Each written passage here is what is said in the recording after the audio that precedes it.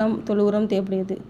ஒவ்வொரு 6 மாதத்துக்கு, ஒரு மாதம் இல்லை, ஒவ்வொரு 6 மாதத்துக்கு ஒரு தடவை ஒரு தென்னை மரத்திற்கு 5 கிலோகிராம் தொழு உரம் தேவைப்படுகிறது. ஒரு தென்னை மரத்துக்கு 5 கிலோகிராம் தொழு உரம் தேவைப்படுகிறது.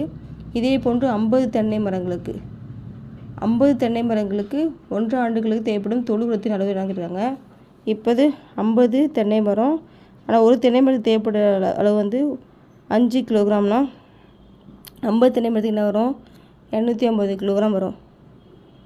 கிலோகிராம் வந்து உரம் தேவைப்படுகிறது. 850 கிலோகிராம் உரம் தேவைப்படுகிறது.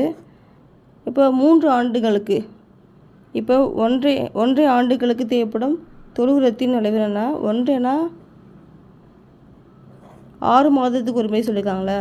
அப்போ 6 × 6 × 6 1.5 இயர்.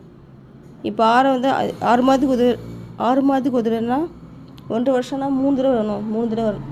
3 டைம்ஸ் வரணும். என்ன வரும்? 3.